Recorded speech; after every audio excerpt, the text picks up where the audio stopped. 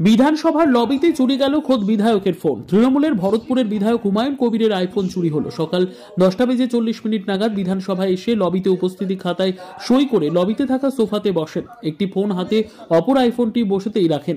ভুলবশত তারপর উঠে ফের 5 মিনিটের মধ্যে ফিরে এসে দেখেন ফোন নেই। পুলিশকে জানানো হয়েছে বিষয়টি। আমি ঠিক গাড়ি থেকে 10:40 নাগাদ নেমেছি, নেমে এখানে ওই 42 মতো এখানে অ্যাটেন্ডেন্স করেছি।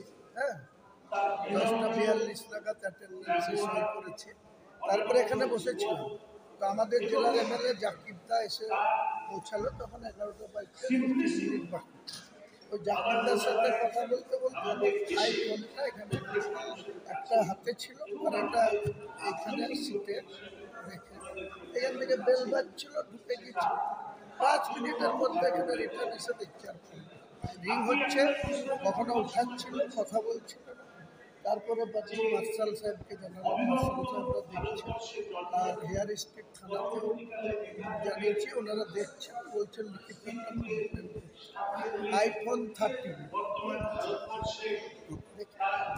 আপনি রিং করে দেখেছিলেন? হ্যাঁ, রিং হচ্ছিল, উঠাচ্ছিল। তারপরে এখানে একজন সিকিউরিটিকে দিলাম, ওনারা রিং করছিল, কথা বলছিল। তারপর পুলিশকে মার্শাল সাহেবও বারবার ফোন করেছেন, উঠাচ্ছেন, কখনো ইনগেজ হচ্ছে।